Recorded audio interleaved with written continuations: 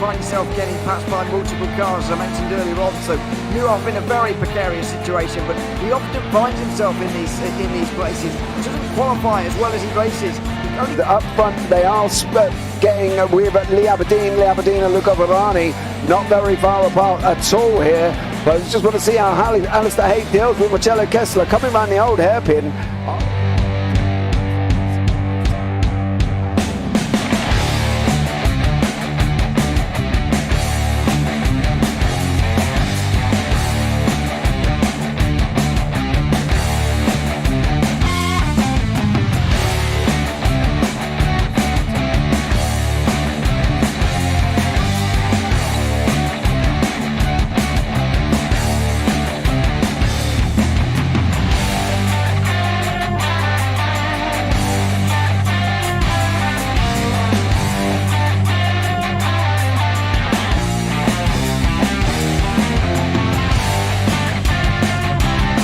I would say it's not the best decision they've ever made, just not having done that under the safety car, really. Yeah, they're taking their pit stop strategies from Ferrari lately or something. What's going on? In turn one, just too much gas on them, too much feet on the loud pedal, and unfortunately he's dropped him all the way down the order. But Philip Hammer is out in front by an 8.91 seconds.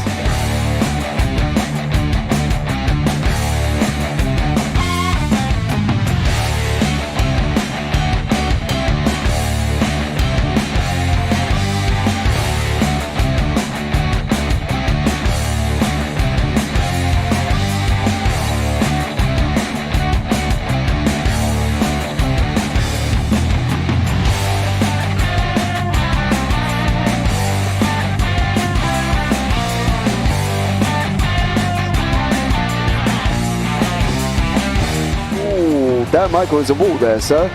And definitely doesn't want to be hitting that earlier on as well. Difficult, the understeer is in the dirty air through that final corner because it's such a long corner and you get dragged off into the grass very easily. He'll have the slipstream down in towards the chicane. Peterson was briefly alongside, but that slipstream has saved him and kept him in third. Yeah, Varani now lost a little bit of time to Aberdeen, about half a second. Peterson is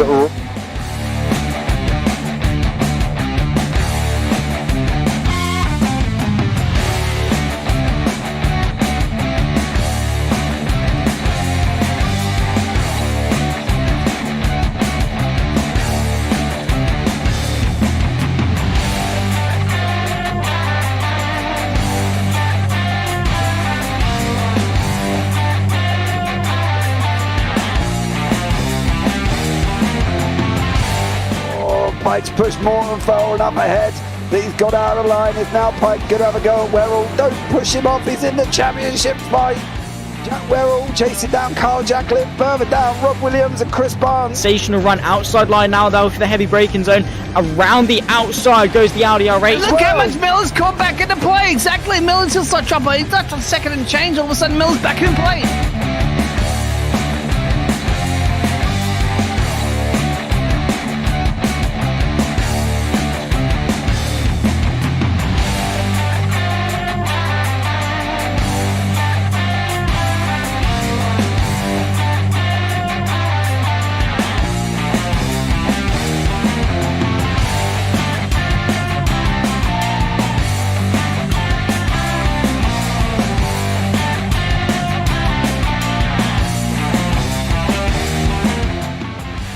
On to the back end of Phil Jocelyn. So there's been a lot of movers and shakers in this first 2 laps here for race. Absolutely serious racing league. Everybody's allowed to have fun. Yeah, it's all about the entertainment. So I hope everybody is enjoying themselves out there in the chat. We know that Ron is been enjoying himself watching. And the Burger King machine's off into the grass a little bit there as they're really bunching up now.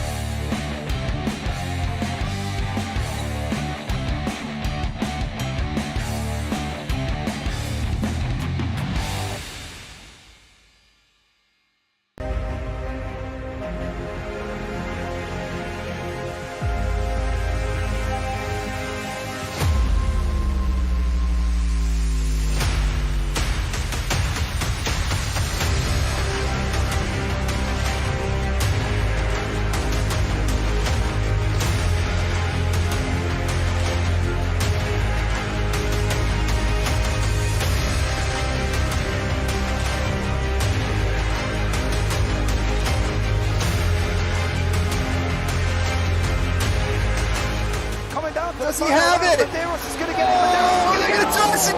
They haven't got it. He's on the outside line though, going into the fastest corner on the circuit. Surely this can't work. Dominic Ligner has got a sensational run outside line now though for the heavy braking zone. Around the outside goes the Audi R8. Look how much Miller's caught back into play. Exactly. Miller's still such chopper. He's not on second and change. All of a sudden, Miller's back in play. Can Barry do it? Big Barry's going to do it. Big Barry.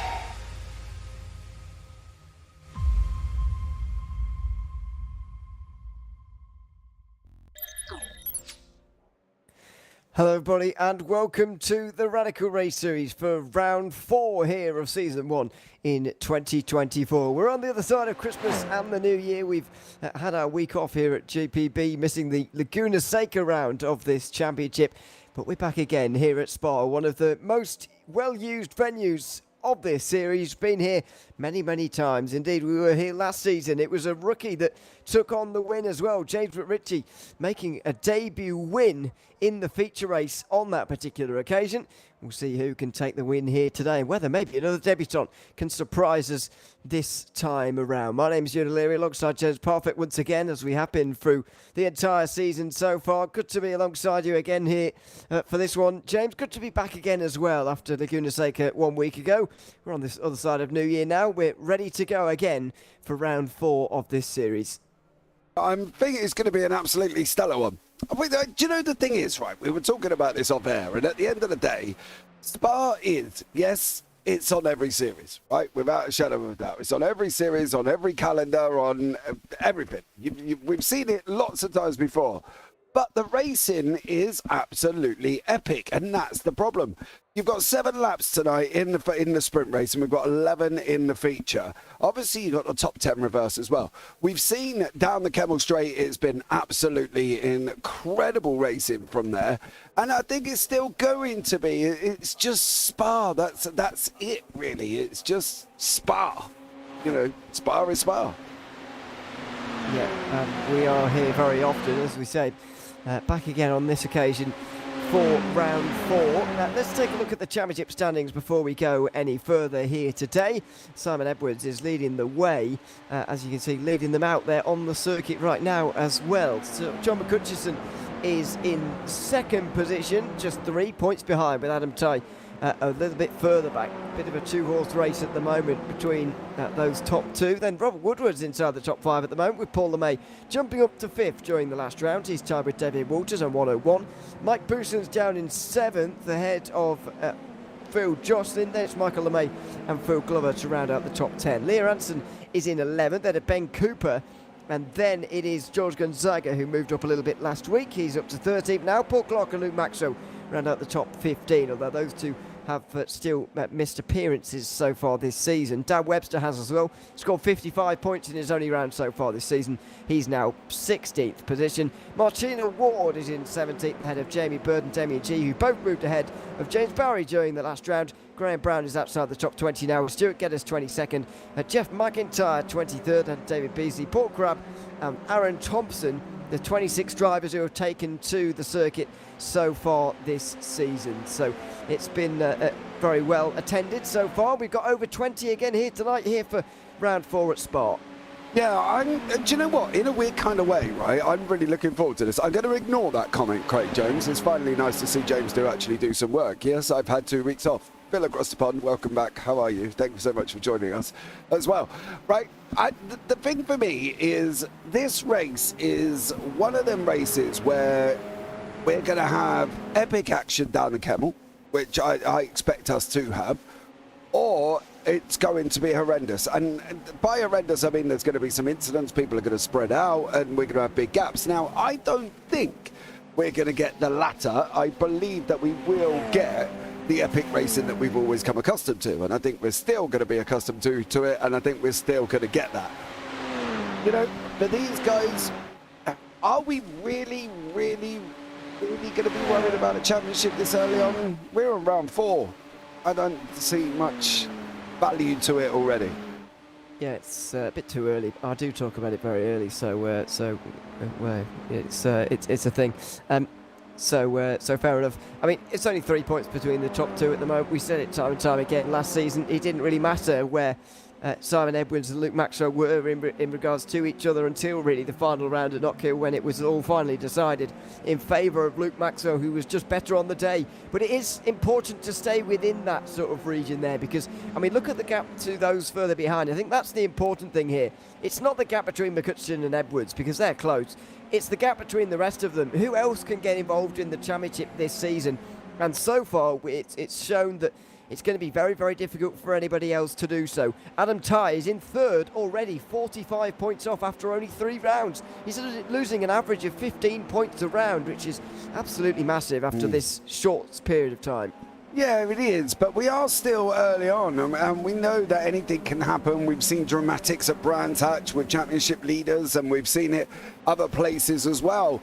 And I think overall, I think we're still going to be in for that. And you know, I don't think this is done and dusted. I don't think this is going to be a 2-horse race. I don't believe it's going to be just these two. I reckon there are going to be more involved. It's just when they're going to start getting involved. You know, it's good to see Luke Maxwell back again, and I think he kind of needs to get up and running now. You know, he's got to get that run. He's got to get them wheels going now. He's got to make sure that he gets out and he scores some points with missing the couple of weeks that he has done.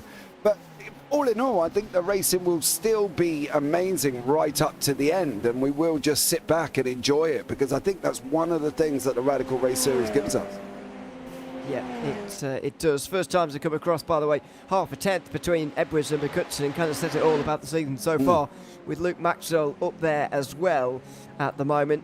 And by the way, the problem us are going to have as well, not only what I mentioned about Adam Tye already being 45 points adrift, but the fact that Simon Edwards has got an average point score per round so far of just under 57 points a round. So if you sort of average that out, it means that his drop rounds are very, very strong. I know, as you say, we're early in the season, but his drop rounds are very strong, and that's the problem for everybody, really, is the fact that if one of his drop rounds is 57 points, you can, at a very maximum, you can gain only 8 points at a single round here with the point system here. It's 65 points maximum if you win both races, and that, by the way, is hard to do, because it does mean you have to win from 10th in the second race, and it's not a hugely long one. So that's the problem, really, is that if Edwards is only going to lose at maximum 8 points a round, it's going to take you forever to close 45 points. Yes, I agree with you. I think it will, but it's doable with the long shot kind of standard. You know, it's great. I've got a bigger shout out as well. Colin Wynn, back on track. There we go. Colin Wynn in the Moving Matters SR10 there. So big shout out to Colin. Wonderful fella. Huge. And I don't mean wide, I mean tall. So another one who I've met in real life out of all of these people. Luke, I think for now, though, they've just got to concentrate on getting one race at a time, right? And I think that's one of the things they've got to look out for. You know, we've got some interesting circuits coming up. I am going to rock the world next week. Tsukuba is on the calendar. 17 laps in the sprint, 28 in the feature. I am made up. I think that's going to be epic. Yeah, you're so excited you're going to kick a cat by the sounds of it. Hey, I'm going out there, mate. I'm going to drive. I'm literally, I love Tsukuba. Good evening, Leo, by the way. Thank you so much for joining us. Why are you not on track this evening? Let us know there on that one. I love it. I think Tsukuba is an amazing circuit. Yeah, I know you do. I don't share the opinion, unfortunately. Yeah, I know, but we've been over that, to be fair, because that's the first one you circled at the start of the season, to be fair. It was. About ones that we're excited about. I'm excited for Alton Park again. I know it's on the calendar every season, but it is just great every time we go there. I don't really know why, because in any other combination at Alton Park, it's never really fantastic. But for some reason, this series, in the Radicals, it's a great show.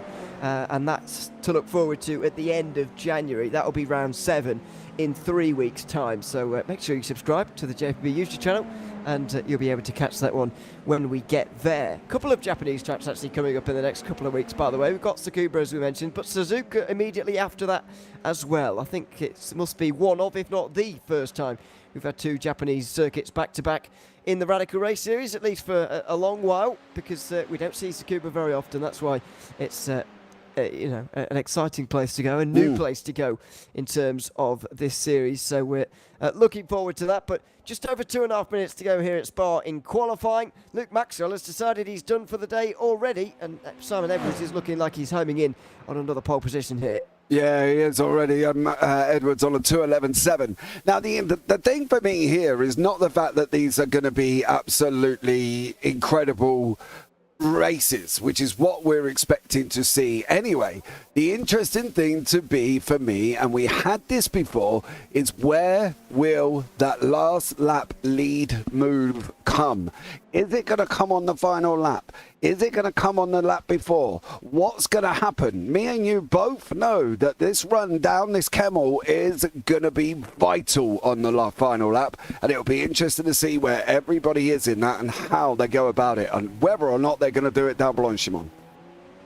Yeah, are you going to make it into Les Combes or the final chicane is the key, and when do you wait, etc. There's James McRitchie making his way out of La Source for what will, definitely be the final time. He's not going to have a chance to get over the line again, I wouldn't imagine, in this session is James, because he's not far enough around the circuit. He's in 7th at the moment, but this is where he made his debut last season, and he ended up winning the feature race. Strange things can happen around here, and you can end up taking your first win, not by accident, but in a bit of a surprising way. John McCutcheon moves up to 2nd, and the top 3 look pretty secure as we end this session with just over a minute to go. I'm not sure there are many people out there who can still improve at the moment in terms of those who might be able to trouble the first couple of rows. You've got Ben Cooper and David Beasley improving at the moment.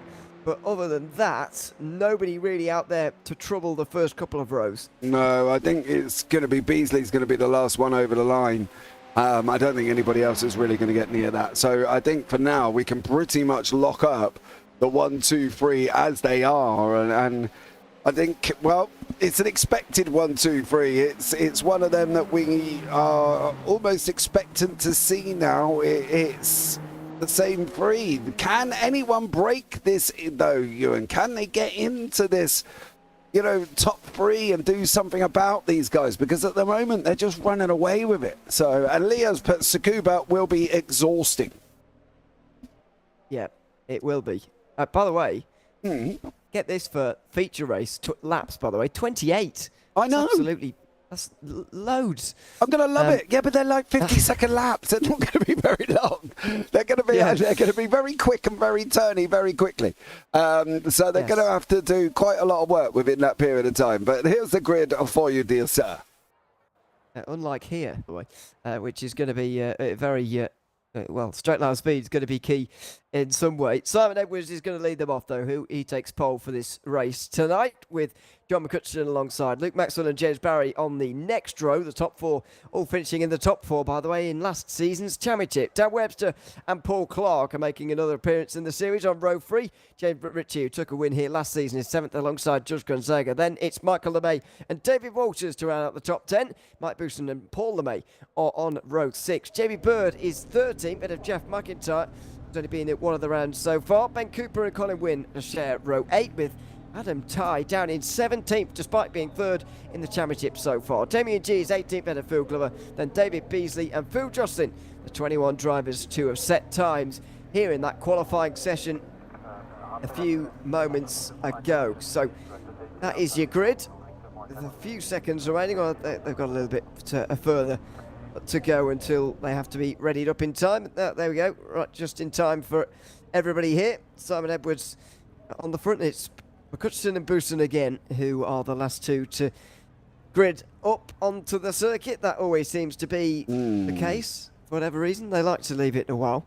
Not really sure why, but they do. And now they finally are ready. And we're ready to go racing at Spa once again. One of the most well-used circuits in the Radical Race Series, set to get underway again for 7 laps of sprint race action.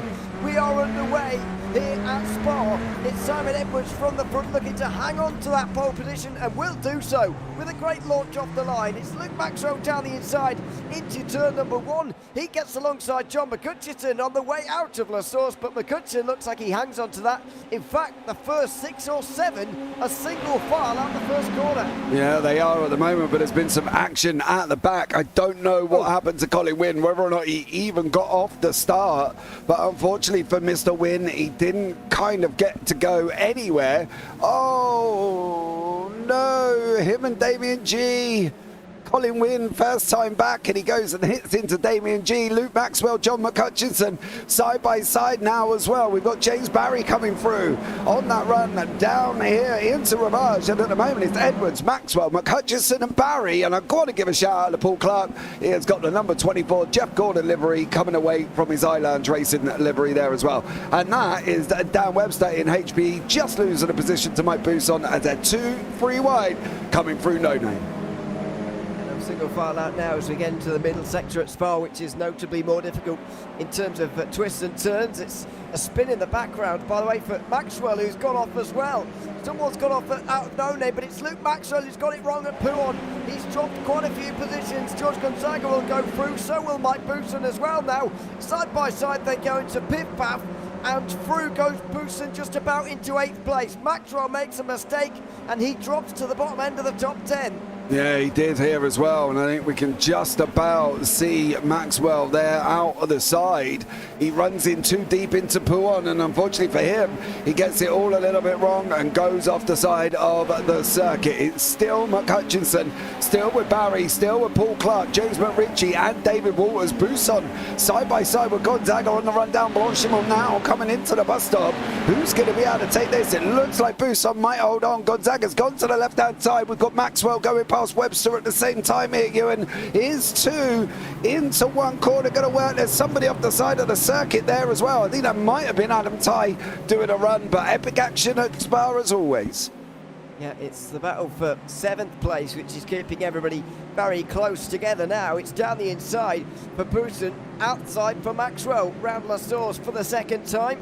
Good racing between the two, respectful room given as well. And Dan Webster's here, by the way, 10th place for him, after dropping back off the start. He was on the 3rd row of the grid after qualifying, but immediately dropped further back in the field. They run through Eau Rouge and Granion now, through into the Kemmel Straight. It's side by side between Walters, who's inside the top 5 now, and McRitchie, who switched places, but further back it's Gonzaga and Maxwell. Maxwell's not far enough alongside here until Lecon, and so he stays in 8th position through the chicane. Yeah, he does at the moment as they're coming out the other side now as well, down into Ravage, or downhill right hand. I've got to get it hooked up on the inside. Gonzaga still hanging on from Maxwell. The thing is, I think as well here, Ewan, I don't think Maxwell's going to be under a mass amount of panic. He knows he's got draft down the Kemmel. He knows there's a lot of places that he can overtake. One of the things he's going to have to hang on for is to make sure Bousson does not come into effect. If Bousson starts coming into play here, Maxwell's going to be in trouble, because Bousson's not going to be going easy. He's going to want to get through and protect John McHutchinson as best he can. Of course, part of Team Redline, or Team Redline, sorry, and they want to make sure, try and work together. So Bousson could play a massive part here for John McHutchinson if he gets it right. Yeah, we'll see if that's, I'm sure that's not a consideration for him, but he could inadvertently in improving his own result here. These guys are actually catching the group for 4th place, by the way, headed by Paul Clark. We've got Walters and McRitchie, who switched places on the Kemmel Straight last time around. I'm not sure whether Clark is holding them up at all or not. It doesn't seem to be the case, but they are being caught, there's no doubt about that. Although when they fight further back for 7th place, then it all kind of goes away.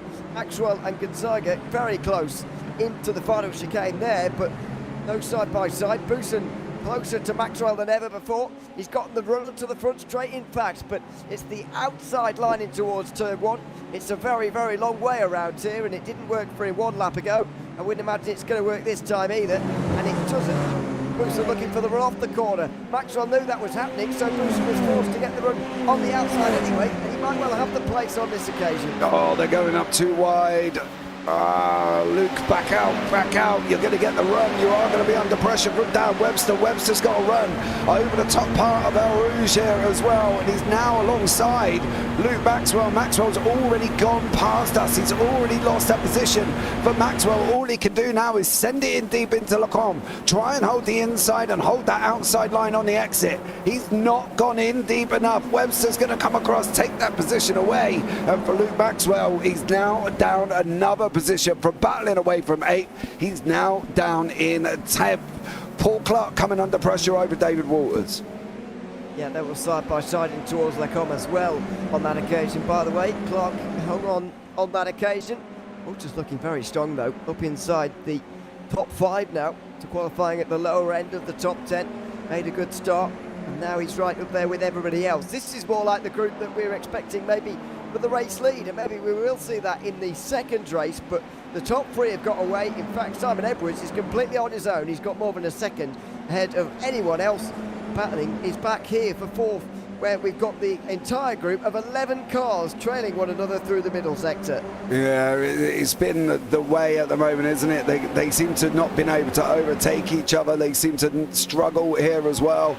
Let's see how they get on. Paul Clark's trying to stay ahead of David Walters. You can see Gonzaga under pressure from the man from Somerset, Mike Bousson, absolutely flying at the moment. He's gained up on Dan Webster. He's gone past Luke Maxwell. We've now got Gonzaga in his sights as well. Is he going to be able to get through on Gonzaga here? Gonzaga's going to try and make the move up with James McRitchie. He's going to jeopardise himself coming out. I think this could be Bousson's opportunity if he can get the run out of the bus stop now, down into La Source. He's looking at taking that outside line. Did it last time over Luke Maxwell, mind you, up through that El Rouge and Radi on there, Ewan. So nothing said he can't do it again over George Gonzaga. Let's see. It's going to be even more difficult as they get towards the end of the race now. We're going to be about halfway on this lap. It's very nearly side by side on the run up the hill once again, but they will stay single file on this occasion. Clark will lead them up, then it will be Walters, McRitchie, Gonzaga, Bousson, with Maxwell coming under fire from Dan Webster for 9th place. They're losing the draft actually of those up in front here, and that could be a problem as Walters goes for 4th. Here we are on the inside again. They're pretty much robbing on the way up towards the chicane. That was very close. Clark was stern in his defence, but once again successful in his defence of 4th place. Do you know, he squeezed David Walters there on that run into Lacombe, literally squeezed him against as far as he can. Bousson's just clear Gonzaga and into Ravage, goes now into No Name. But I tell you what, Paul Clark, that was an absolute stellar manoeuvre. He squeezed David Walters as much as he was physically allowed to, gave Walters something to think about, made him back out. Job done for Paul Clark. He hangs on again. They are 5 seconds away though from James Barry, who's about half a second away from John McHutchinson. But this is where the end of this train runs. This is 14th all the way down to literally Paul Clark in 4th, and Adam Tighes up 2 places, not really made the progress that we thought he might have made sitting 3rd in the championship, but he's doing a stellar job hanging on to the back end of Paul LeMay, another one who we wouldn't sit back and say should be where he should be there, Ewan. Yeah, it's a bit of a bizarre race so far, I've got to say, in terms of who's where. I mean, you'd probably expect the top 3 to be there and where they are, but there's some very fast drivers a lot further back than maybe what you'd expect to see on a normal day.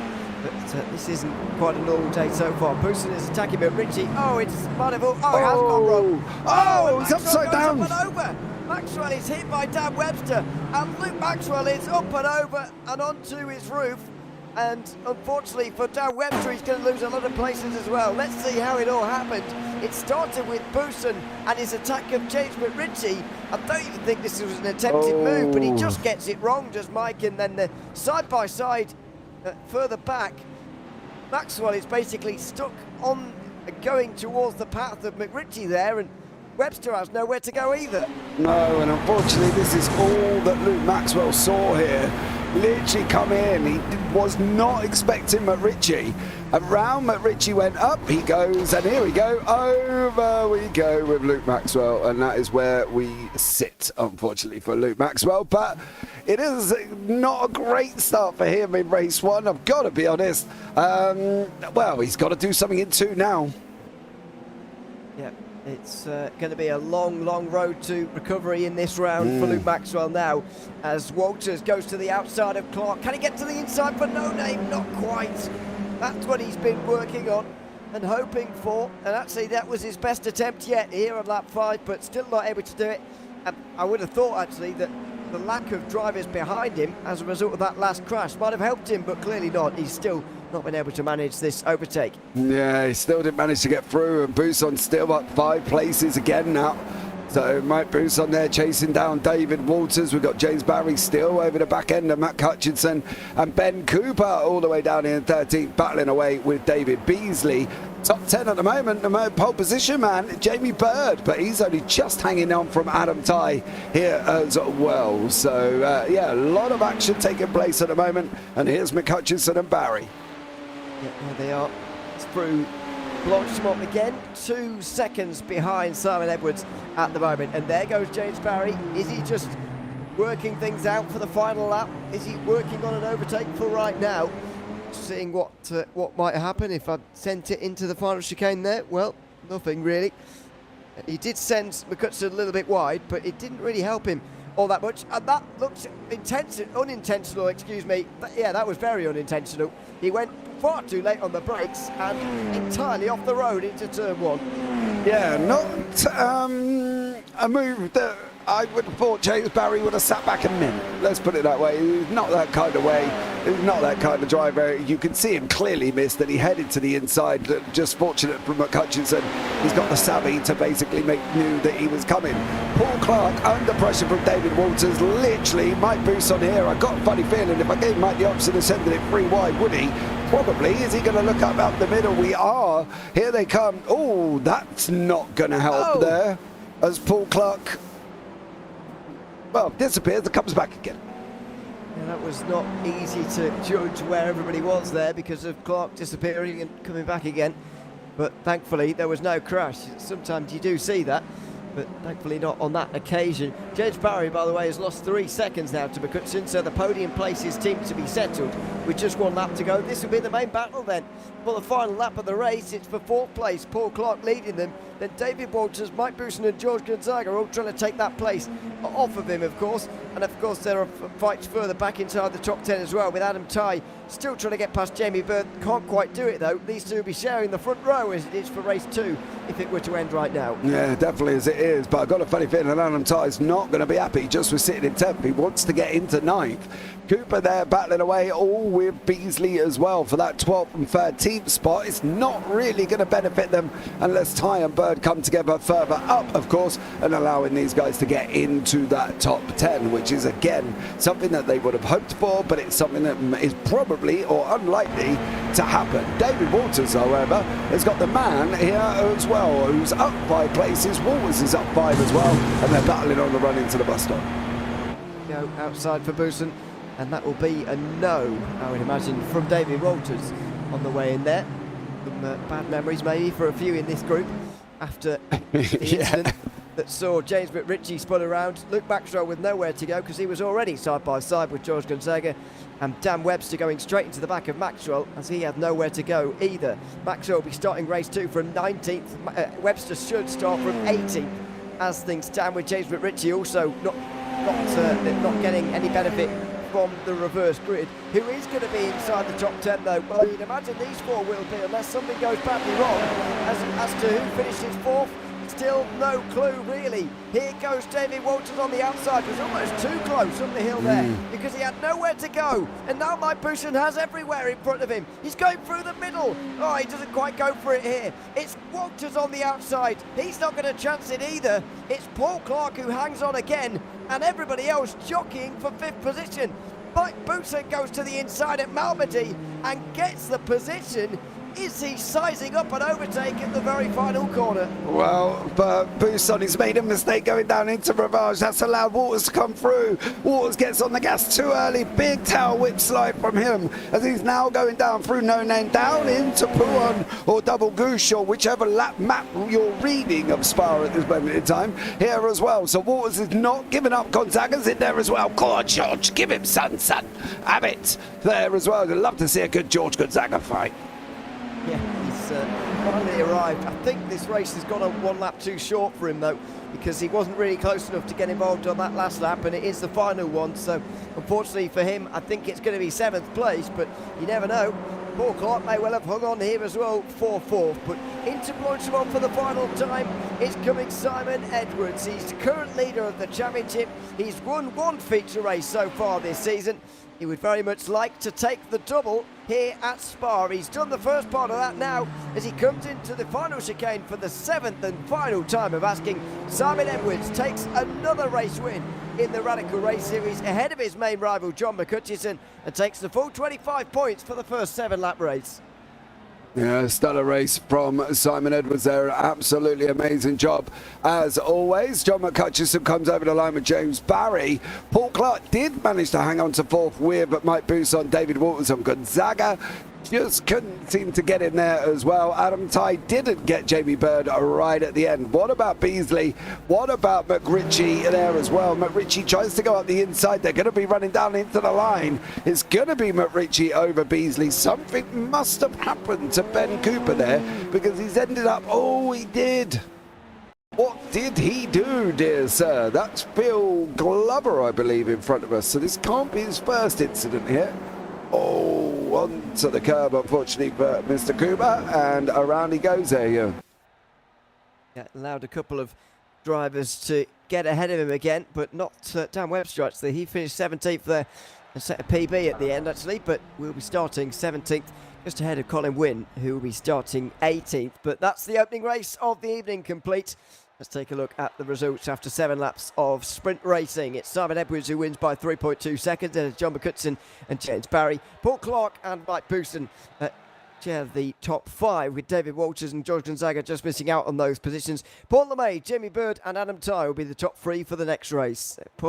Michael LeMay just ran out of laps to get there. Phil Glover finished 12th in the end of James McRitchie, who is going to find it very difficult to repeat his win of last season.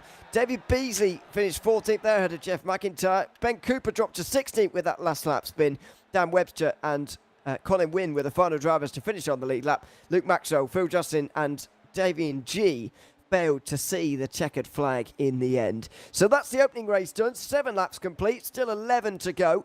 And a very interesting second race coming up, I would imagine. We did see a lot of that top 3 during that first race. I'd imagine we'll see a bit more of them in this second run. Yeah, the interesting thing will be now going through the top 10. How are they going to cope coming through the top 10? That's going to be the question.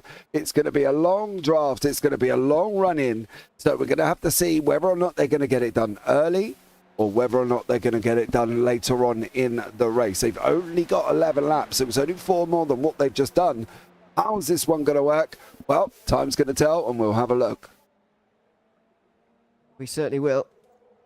And we'll see who can come out on top on this occasion. We've seen as well, I know I keep going on about James McRitchie's win last season, but it was very remarkable at the time. We know his credentials now, but he was making his debut here at Spa one season ago, a few months ago indeed, and somehow managed to take a win here. It shows basically that you can get out front and you can defend here at Spa, despite the fact there are lots of overtaking chances.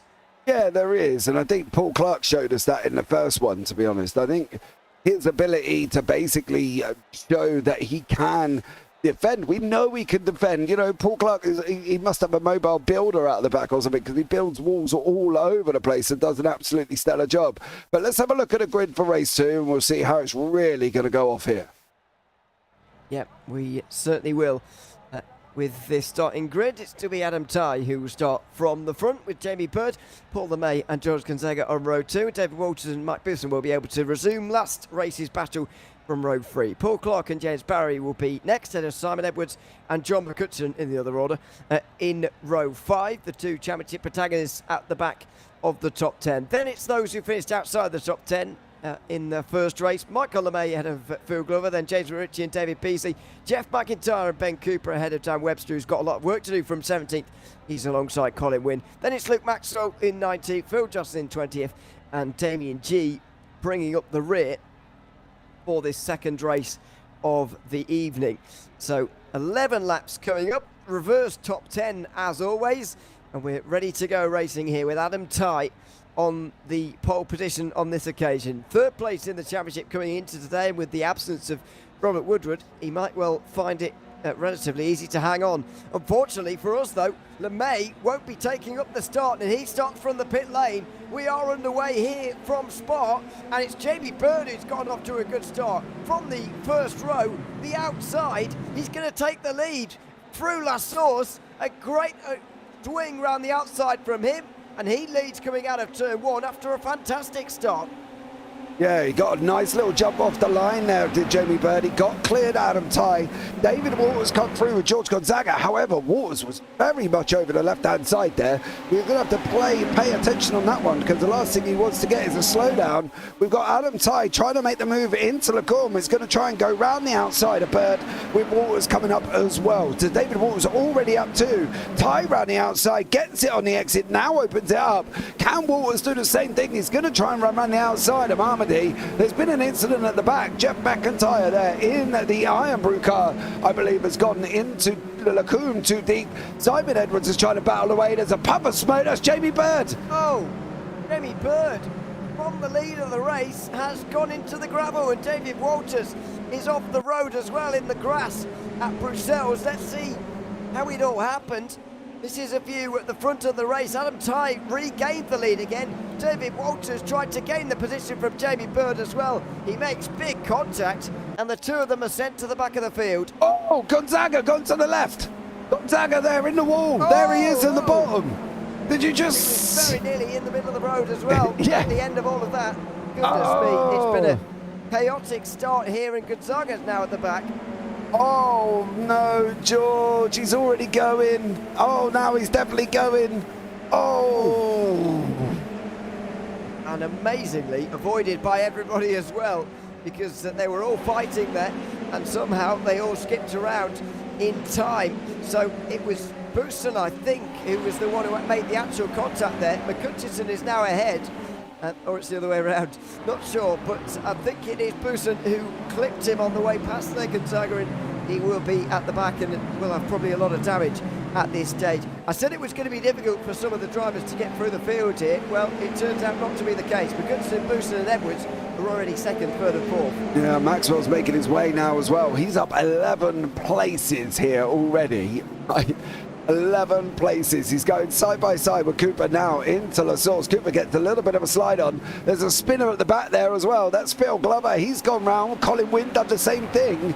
I'm not entirely sure where Colin was going there, whether or not that was just ring rust on a rejoin, or whether or not he was meant to be going backwards. I'm wondering if he tried to avoid Phil Glover going into La Source there as well. No, he makes oh, well, kind of. A bit awkward getting going again. Oh, careful. Well, wasn't careful enough, probably. No. Turn 1 there. I understand it's difficult, though. There's the wall in the way. You can't exactly see what's coming around the corner there. But either way, a bit of an awkward one. A bit of an awkward start to this race, I've got to say. It was a very clean second race last season, and maybe that's what contributed to those at the front being able to hold on to position, but we've not seen a particularly clean start this time, unfortunately. A lot of the front runners taken out, and a lot of those who were down towards the back end of the top 10 are already nearly leading the race. Yeah, it's a bit a strange one, I think, because there was a lot of people that had an opportunity here, and that opportunities sort of dwindled away. Now, the interesting thing for me is this gentleman here. Whoa, Cooper's gone round there as well. At Pouon there once more. So David Walters, he had that contact with Jamie Bird. What Walters did do, he went and parked up on the inside and waited for Bird to come back. So that's why David Walters is so far down, because he waited for Jamie Bird. That was one of the things I picked up on the replay. You saw him parked on the right hand side. So fair play. David Waters did hit the inside curb and there as well. So he hit the inside curb, mounted the curb and hit Jamie Bird, and that's where one of the problems come from. Bousson is doing a... Oh, he's nearly his teammate. Oh. Goodness me. John McCutcheon, be careful there, Sunshine. He nearly went into the back of Mike Bousson. Well, and if Mike hadn't outbraked himself as well, then he would have done, I reckon, because McCutcheon certainly got it wrong. Fortunately, in some ways, Bousson got it wrong as well. So they all went wide into the corner, and Simon Edwards gets the fastest lap of the race so far, perhaps unsurprisingly. with his slightly stronger line through the final couple of corners. They're all catching up now, though. It's all concertinaing together, and maybe we are going to get this big race for the win that we were hoping for here at race 2. It's going to be McCutcheon down the inside here, and Bousson and Edwards through the middle. He's going to take both the teammates here, and with a great bit of Simon Edwards straight line speed, he's going to take second place. Oh, he very nearly cuts off the nose. Oh, Mike Bousson there, that was exceptionally close, and he probably wouldn't want to do that again, but he's in second place now. Oh, Bousson, I know a good plastic surgeon's son. I'll get that nose put back on there as well for Mike Bousson. And Simon Edwards, though, to be fair, that could have been literally really dangerous. They could have both ended up coming off there, and it was so close. And one of the things as well as we talk about is obviously the wonderful internet issues that we sometimes get through our iRacing that it causes. They got away with that one, because if that had kicked in, Edwards would have gone to the right hand side at 90 degrees, Bousson would have gone off the other way, and it all would have got very messy. Further down the field, though, David Beasley battling away with Jamie Bird, who's trying to get away from Phil Jocelyn, who's trying to get away from David G, who's trying to escape David Walters. So there's some great action further down here as well, Ewan, as these guys are battling all the way down in 15, 14, 13 and 12. So action throughout the field at the moment. Yeah, I think Adam Tighe, though, is letting the pressure get to him just ever so slightly, because Edwards is right behind him, and all of a sudden the pace is completely gone from the race leader. Either that or the slipstream is really helping them stay close together, but I have a feeling it may be the former. Tighe now to the outside. McCutcheon knows this is an important moment. He's late on the brakes as well. Can he clear himself into the final turn? No. They'll go side by side through turn for second place, and Edwards will give the slipstream to Tighe. He knows that there's an opportunity here. McCutcheon, though, slides in front of Adam Tighe, and through he goes. Oh, he knows! No! Oh, he spun! He's got it wrong. He's just gone on the power too early. Adam Tighe had nowhere to go since he was following him absolutely bumper to bumper, and John McCutcheon's down to 10th. Oh, Johnny Hutch, sunshine, what are you going to do? And you know what? I talk about a move very often, and it is this move here that John McCutcheon did on Adam Tighe, and it's one of the things, I'm trying to go back and find it, that drives me absolutely crazy when I watch official races.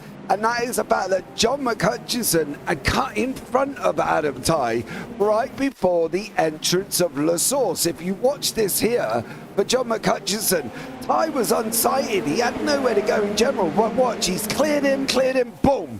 Goes in front of him. Adam Tighe's got nowhere to go. He tries to get on the brakes, tries to stop him. McCutcheon gets a line on Adam Tighe. Too close. Far too close, just nowhere to go for Adam Tighe to get through. Yes, I know it's a move. Yes, everybody does it, and I understand that. But that, unfortunately, could be one of the consequences of what's come out of it. Got on the power too early, spun up the back end. Tighe with just nowhere to go. Yeah, unfortunately. I mean, often when there is someone behind like that and they do drive into someone in that respect, then you often say, well, it's the person behind's fault, but he really didn't have anywhere to go.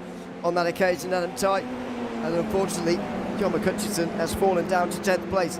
As a result, it will be about how many points he can regain now as a result of this one, because Simon Edwards is 3 seconds in the lead and looks like he's on his way to a full 65 points at the end of today. It does. It really does. I think Simon Edwards has got this locked up. The only way this is ever going to come back to any one of these people behind is they've got to follow each other, not battle with each other. Try and follow and close the gap. Look, the runaway horse is in the bottom right hand corner. Then you've got 2, 4, 6, 7 stallions all trying to have a go as well. It's just not gonna work. They've got to come up with something between this lot. They either keep battling and Edwards escapes, or they've just got to settle in line astern and go for it one at a time. That's all they can manage to do at the moment here. Not entirely sure what's going to be the best way for these guys. Side by side, nearly on the way up the hill there. James McRitchie up to 3rd.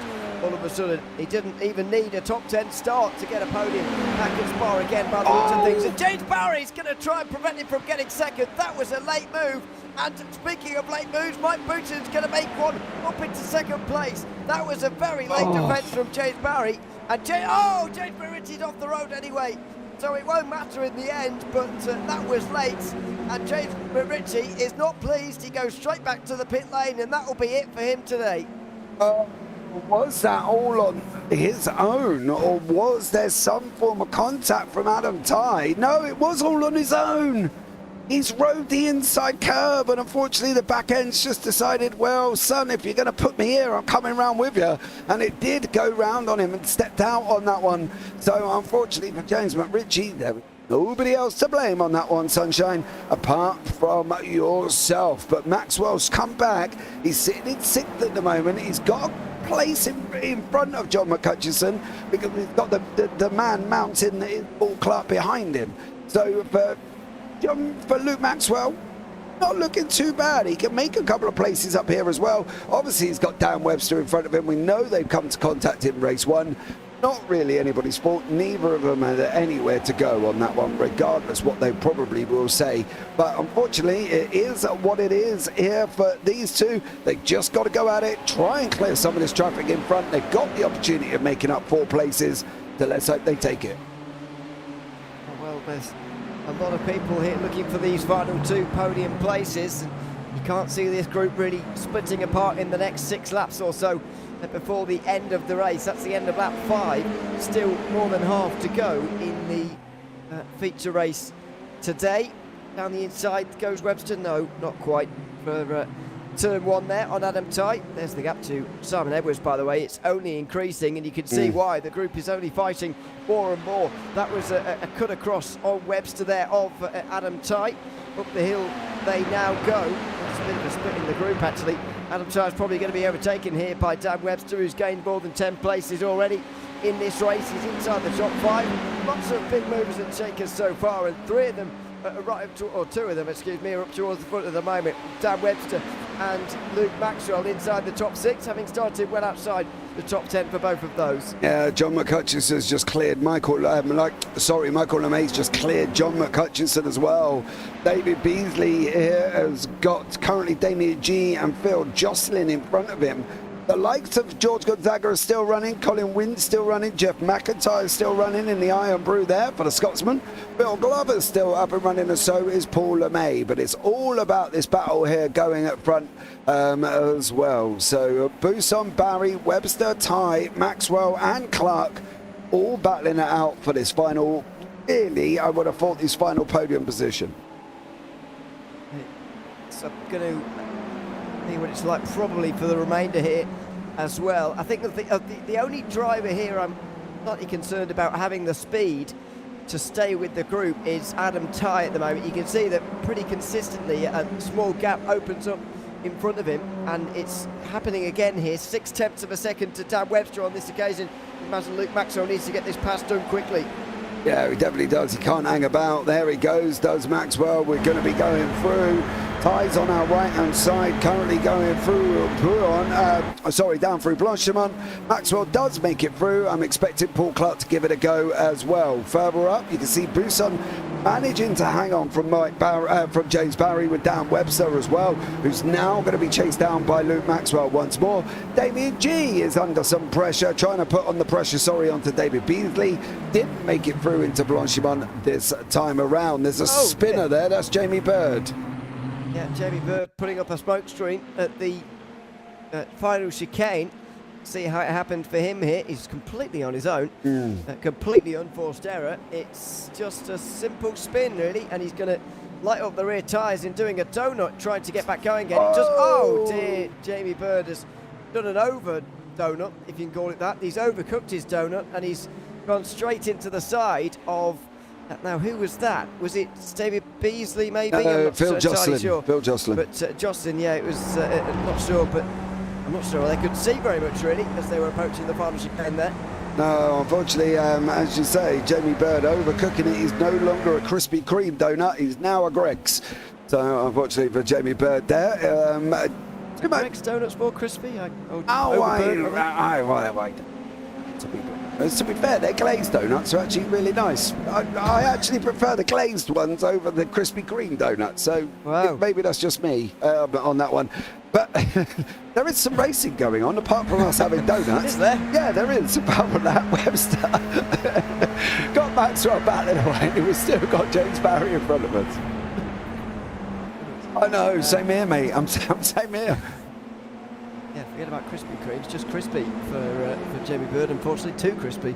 Anyway, that's he's down to 15th. But I'll stop with the donuts. He's down to 15th now, and on the back of Phil Glover for now. But this is the group where the final podium spots are being argued about. Mike Bousson is holding the last of the, or the first of those final two currently, and it looks like he's got a bit of extra speed over the likes of James Barry, especially. Not sure if Dan Webster and Luke Maxwell are just being held back ever so slightly, being stuck behind Barry. They certainly look to be the case. They're jumping all over each other at the moment. That's the thing. I know these are all racing drivers, and we know these are all champions. You know, Maxwell's won. I think Webster's taken one as well. You know, James Barry is fighting for one, or trying to fight for one this season. Mike Bousson is ever the nearly man. He nearly gets there, and then something goes wrong, generally on Mike's own fault. But they've got to try. They're not going to catch Edwards at the moment with 6 seconds. He's running away about a tenth, maybe even more than that, about 4 tenths per lap based on their last lap time. You know, Bousson's did a 2:13, Edwards did a 2:12.4, Bousson 2:13.1. So he's got to try and almost not. Oh dear, that was close. Oh! And somehow they all get away with it. Mike Bousson will hold on to second. Webster and Barry still side by side for third. And it's going to be Webster here who's going to prevail. He's got his nose ahead and he's going to crowd out Barry. No, he can't quite shut the door in time at Brussels, and so it will continue into No Name Corner. Now he'll definitely have the inside, and he'll definitely have the position. James Barry gets a good exit. He'll be on the inside at Pouon now and should have the position here for third. He's going to return serve. No, Webster's right round the outside, but it's just too long of a corner, I think. Yeah. And Barry will get ahead again with Maxwell all of a sudden back involved after going too deep into Le Combe. Yeah, these two, well, Webster got him, and that was the interesting thing. He got Barry and then made the mistake, locked up the brakes coming into Rivage, and unfortunately he didn't get the rest of the job done. And that was what the problem was for Webster. He had the opportunity, locked up into Rivage, didn't get it done, and now he's got Maxwell pressurising him again here. And for Luke Maxwell, he needs this position. He needs fourth place as best as he physically can, and whether or not he's going to come and make it a free wide situation down through the Camel into Le Combe, well, that's something that we're going to see here from Luke Maxwell, because to be honest, I think he did that badly. Got to be sending it free wide to try and get through the middle, and we've seen Simon Edwards do it, and there's nothing stopping Luke Maxwell doing it. It's a group that's growing again, by the way. Paul Clark is back here again in the 6th position. Adam Tyne not quite able to stay with these guys, and it looks like LeMay has not quite had a problem, but has been overtaken by Damien G. They're having a bit of a scrap at the moment on the front straight. Between the two of those, that's the final spot inside the top 10 for the moment. Still 3 laps to go, including the lap that we're on at the moment for these drivers. It's very close now for third place. Bousson looks like he will hold second, but who is going to get third? Maxwell's going to push Webster past James Barry. It looks like they both want to get through here. Maxwell wants to make sure of his place, so he wants to attack some more, and there's contact. Webster somehow saves it and holds on to third place. Oh, do you know the problem for Luke Maxwell wasn't the fact that he went free wide, it wasn't the fact that he got through on James Barry, the fact that Dan Webster shut the door. Webster shut the door, and Maxwell really had nowhere to go.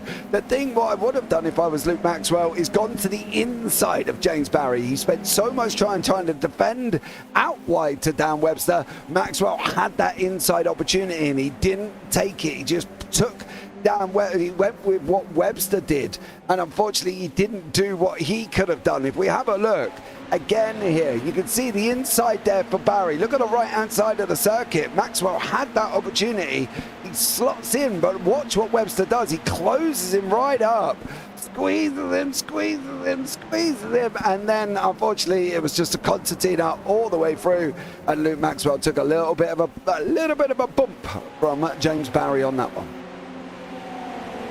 But they'll get away with it, and there'll still be 2 laps to go when they get to the line here. Webster holds that final podium place for now, but it's going to be long argued over, and it won't be over till the checkered flag. You would imagine. Barry close again actually here into the final chicane. Wasn't expecting much to happen down here, but it will do. Barry's on the outside for now, but no, Webster breaks late, blocks him at the second part, and now Maxwell will have the run going into the first corner. Will he go for something at the source maybe? Or will he just be a bit too far back? Will he just be a bit more patient than that? He will. It looks like it's all going to happen into Les Combes again. Yeah, he's got to go for it once more as they're coming out of La Source. Down the hill they go. We've got a Webster this time. Then we've got a Barry. Then we've got a Maxwell. We've got a Paul Clark. We've got a LeMay and McHutchison and Ty further back. And Damien G. Now this is where Maxwell go. You need to go the other side. I think he needs to play the other side, because Webster, if he's going to hang it out, he's going to hang it out all the way. Well, he's actually giving it to Luke Maxwell. We are literally seeing deja vu from the last lap. Is Maxwell going to make it through? Is Webster going to make it easy? He's coming around the outside into Lacombe. Through Marmody they go, and it is going to be Maxwell. I think he pushes out Webster a little bit. Webster's going to try the outside line this time. Round Virage on that run down into No Name. I think he's going to get it done here, Ewan, but he's still going to continue on. And this time it will be complete. Maxwell will finally get in front into third place, and Webster finally back to fourth. It was almost like watching a replay there. Webster gave us slightly a bit more room though into the first part of Les Combes, and maybe that's what prevailed in his downfall there, because Maxwell was finally able to get ahead and now get third place. It may all be tactical though. There's 1 lap to go at the end of this one. Who knows who's going to come out the other side with this final podium space? It's going to be Simon Edwards shortly on the top step, Mike Bousson joining him, but who's going to be there on the bottom step of the podium? It'll be Maxwell, Webster, Barry, or even Paul Clark, who's now joined them from 6th place. Yeah, Maxwell's opened up a little bit of a gap, mind you. He's got a little bit of a buffer. Michael LeMay's lost a position to John McHutchison. McHutchison still can't clear Adam Ty here, and I'm wondering if there's a little bit of damage on McHutchison's car with that top end. It's just kind of gone out the window a little bit here, and he's not been able to hold on to the positions because Michael LeMay does look quicker. McHutchison now sends it on Ty. Oh, Webster's off. Oh, Webster's off. James Barry, Luke Maxwell, and Dan Webster. What happened coming down into the bus stop here? Maxwell's out in front. He's closing the inside line. Barry, where are you going? Whoa, dear sir. No. Barry misjudged that entirely, and I'm not sure how Webster spun around, and saw the initial contact was made, but Dan Webster eventually went for an entire spin there. Let's see how it happened between the two of them. Webster closes the door on Barry, who is coming with a full head of steam, and Maxwell goes around and Webster comes to in a complete stop. Now maybe, I'm not sure if Webster has maybe hit the incident limit there, because he didn't actually have to come into the pit lane. Johnny McHutch does get through, but that has put a Mr. Paul Clark on the third step of the podium. So fair play, Paul, at the moment. Hang on there, son. And now Michael LeMay trying to clear James Barry with Adam Ty in front on that final lap as Simon Edwards goes around Paul on that run down into Vanier. You never know what's quite going to happen. And I've got to say, I didn't think Paul Clark was going to be on the podium at the end of this race. Lo and behold, there he is. All of a sudden, he didn't even have to do much battling himself, actually. Barry went way too deep into the chicane. Webster came to a dead stop because Maxwell spun right in front of him.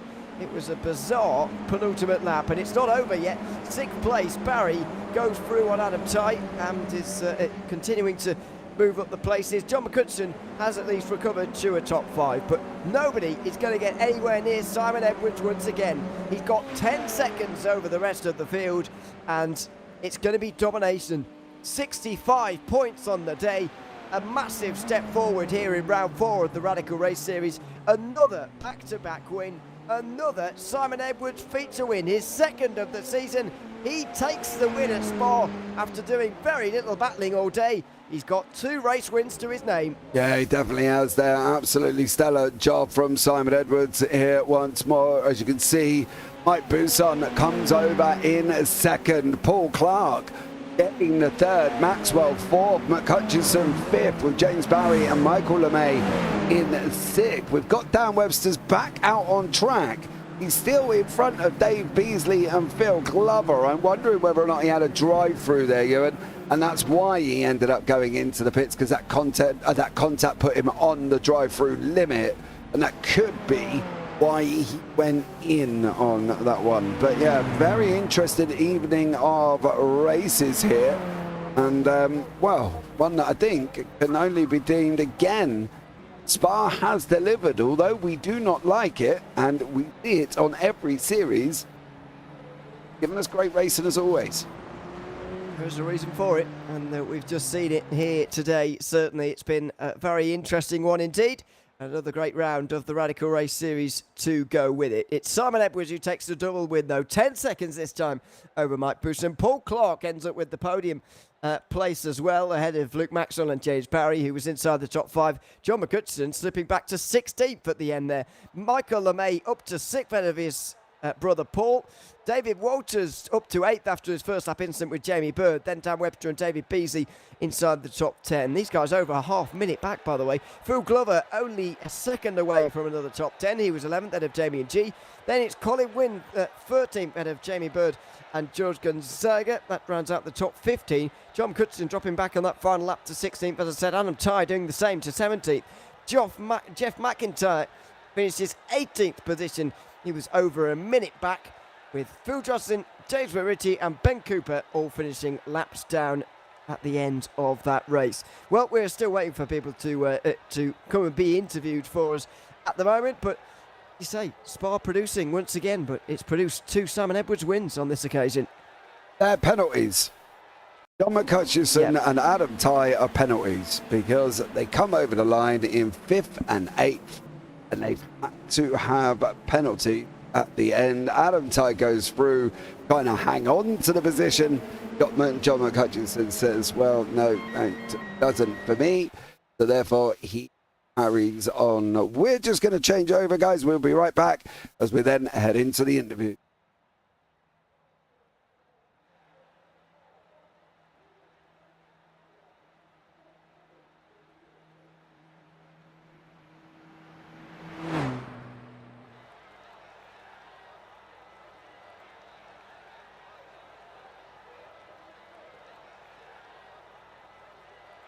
All right, let's do some interviews from the end of the race at Spa, starting with Mike Buson, who joins us from second place in the feature. Welcome back to the booth, Mike. Good to have you along with us again.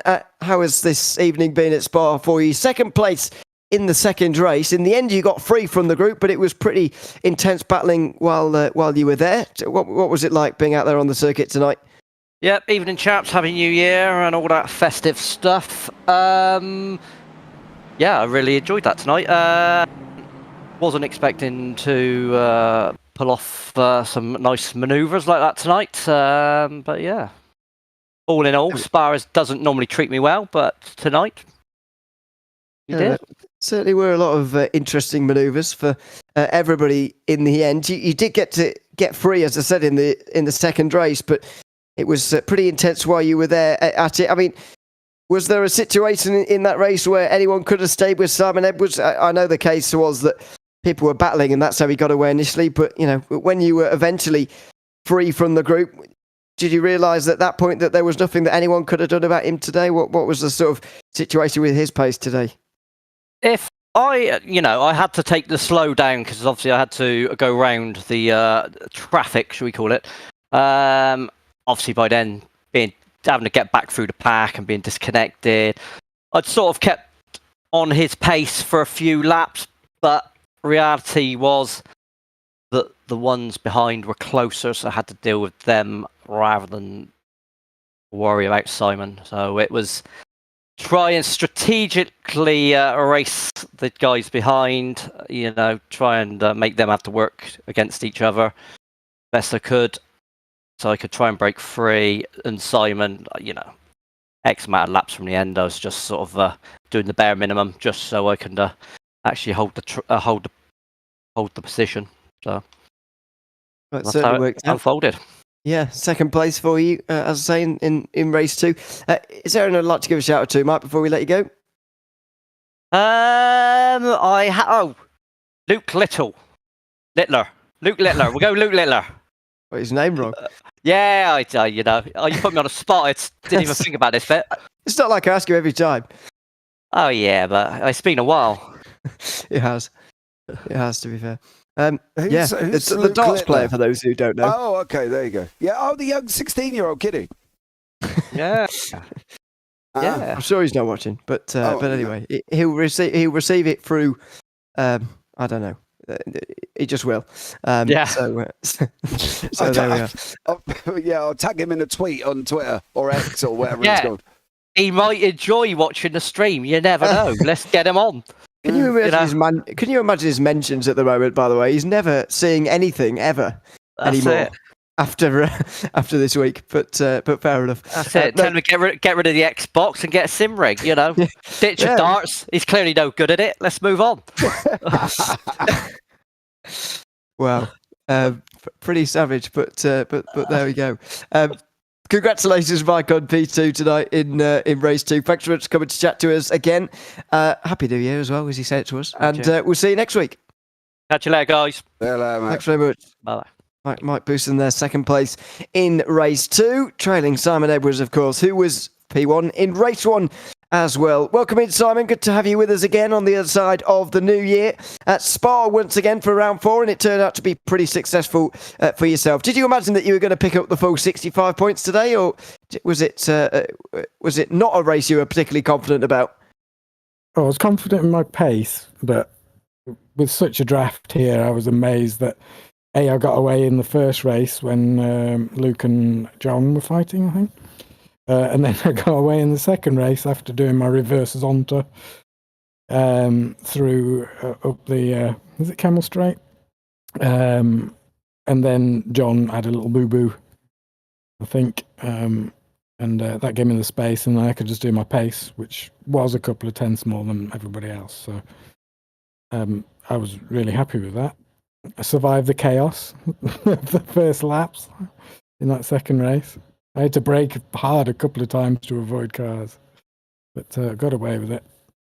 I enjoy Spa, can you tell? Well, it's been successful for you. There's no doubt about that here tonight.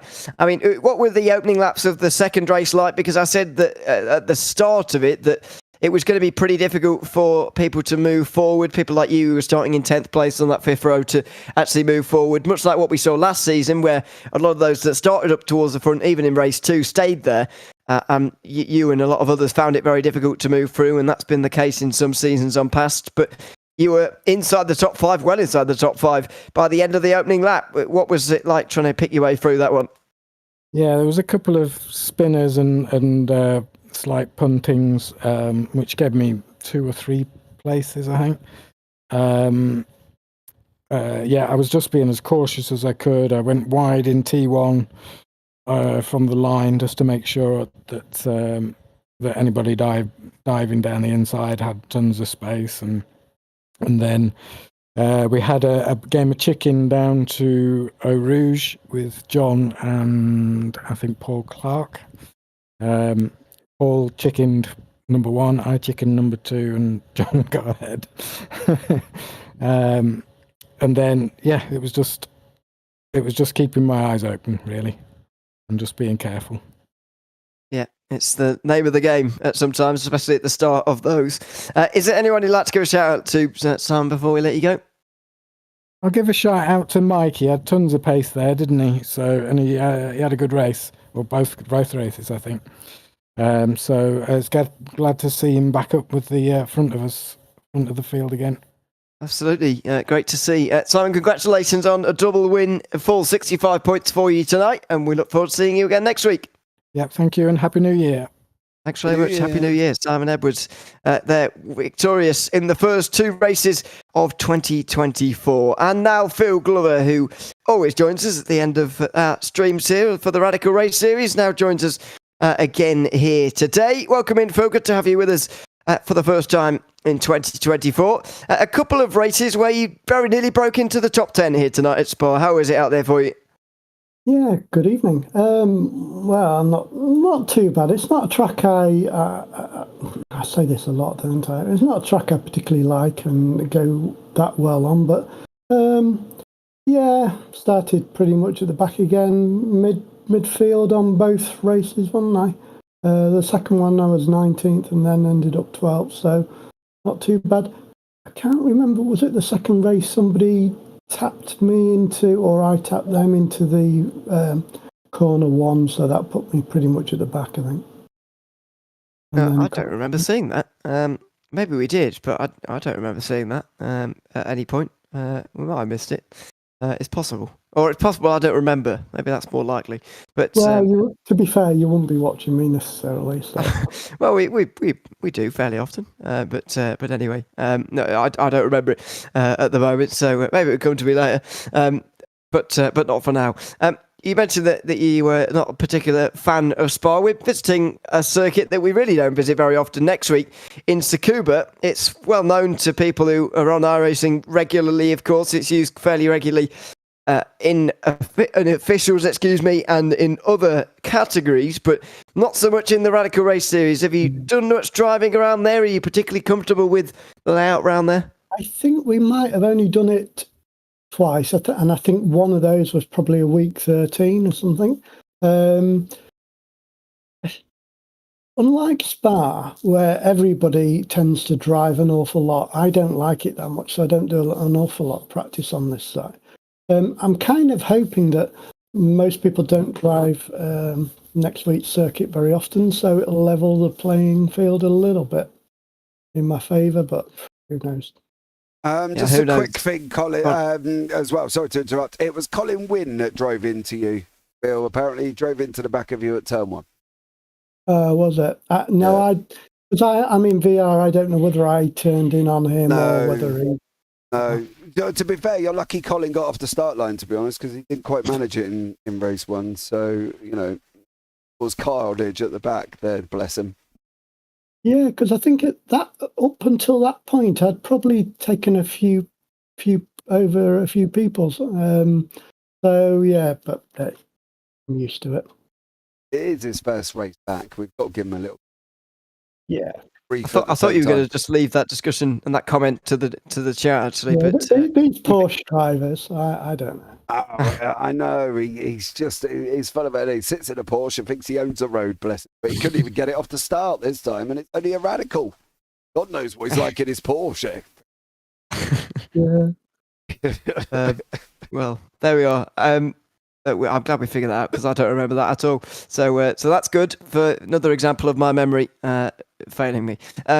Is there anyone who'd like to give a shout out to, Phil, before we let you go? Well, both of you guys. And James, do you think you're going to pop to the NEC, or are you still not sure?